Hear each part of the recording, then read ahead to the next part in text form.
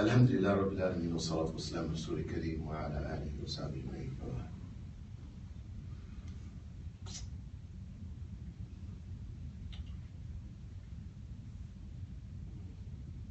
Let's try maybe as a community to understand a little bit about what's going on in our country. And keep our minds, bi'idhnillah, in the mindset of living in Mecca at the time of the Prophet ﷺ, when they're throwing the trash on him.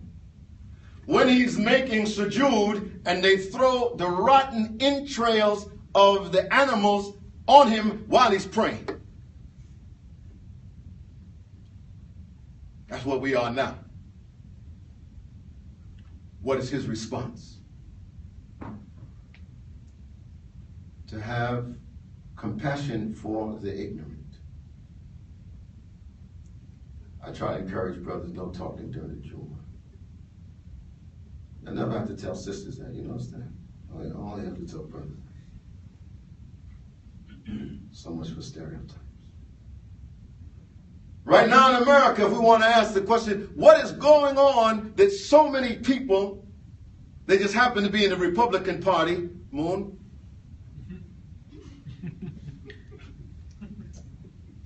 so they just happen to be in the Republican Party. What is going on? See, I grew up just at the end of the Vietnam War. I was 18 years old, just when they were eliminating the draft. I remember my fears and concerns about being drafted and going to Vietnam.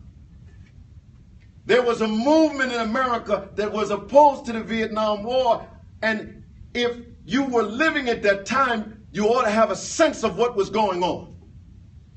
We're living in our own time. We ought to have a sense of what's going on. Right now, there is a vanishing middle class. Who are they? Mostly white people. Black people trying to get in the middle class. Most of the people who have been historically in the middle class are white Anglo-Saxon Protestants, maybe a few Catholics thrown in. Right now we have a vanishing middle class. A gap between the rich and the poor is getting wider. They're saying that the children of the middle class will not do as well as their parents. So the American dream is fading away for most of them while they battle for a living wage. I might say it this way. Dr. King, in a famous speech called A Time to Break Silence, he says, on the one hand, we are called to play the role of the Good Samaritan on life's roadside. But that will be only the initial act. One day we must come to see that the whole Jericho road must be transformed so that men and women will not be constantly beaten and robbed as they make it on their journey on life's highway. True compassion is not flinging a coin to a beggar. It is not haphazard or superficial. It comes to see that the edifice which produces beggars must be reconstructed. Meaning, if we don't understand what is happening to the condition of the middle class in America, they will drill a hole in the boat and we'll all go down. And so for us, while we are caught up with our own concerns about Islamophobia, we need to be part of the solution for fixing what is broken in this country. And that means having compassion and an understanding for why are people on the brink of rioting and they're listening to hateful rhetoric. And it speaks to them. We need to speak to them, raise our compassion as the Prophet ﷺ did. Maybe we have to, I know in Congress we like to say that the Congress people should reach across the aisle. Maybe some of us should reach across the aisle to some of those folks who we know are afraid of us. That we have to move beyond a narrow self-interest around. We know who the Islamophobes are, and we know who their audience is. And we need to talk to them and understand, not for them to understand us, but for us to understand them. And to be, as the Prophet ﷺ was a bringer of bushra, of goodness, of maslahah, of the common good.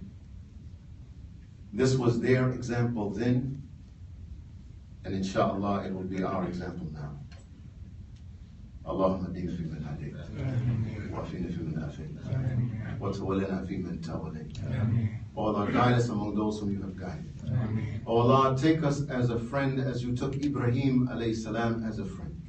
Ya Allah, put us in the connection with you, alhamdulillah, that you might empower us to walk in the way of Rasulullah sallallahu alayhi wa sallam. O Allah, we ask, alhamdulillah, that you provide us with rizqun tayyibun, Ya Allah. O Allah, that you provide us with a righteous income. Ya Allah, that you preserve us, alhamdulillah, in our iman during these difficult times. Ya Allah, put love between the hearts of the parents and the children, Ya Allah. O Allah, love between the husbands and the wives, Ya Allah. O Allah, the broken families, Ya Allah, join them together, alhamdulillah. O Allah, we ask, alhamdulillah, that you safeguard us from extremism, Ya Allah, whether it be on the right or the left, Ya Allah. O Allah, ask us, alhamdulillah, to come forward, subhanAllah, to be bringers of goodness for our society. O Allah, to speak truth to power, subhanAllah. O Allah, we ask, alhamdulillah, for your mercy and your peace on those who are suffering, Ya Allah, around the corner and around the world. O Allah, we ask for your shifa, Ya Allah. Some of us are suffering with diseases and difficulties, Ya Allah. We ask, alhamdulillah, for your cure, your shifa. O Allah, we ask, alhamdulillah, that you keep us and our families on the Sirat al-Mustaqim. O Allah, keep our families on the path of Islam, Ya Allah. O Allah, open our hearts, alhamdulillah, as you open the heart of Rasulullah sallallahu alayhi wa sallam. O Allah, we ask for your mercy and your peace on the Prophet alayhi salatu wasalam Muhammad, and on his family and on his companions, and all of the Anbiya, Ya Allah, and those who follow the way of your haqq, Ya Allah, until the day of judgment. أقول قولي هذا أستغفر لكم أقم الصلاة. الله أكبر الله أكبر أشهد أن لا إله إلا الله.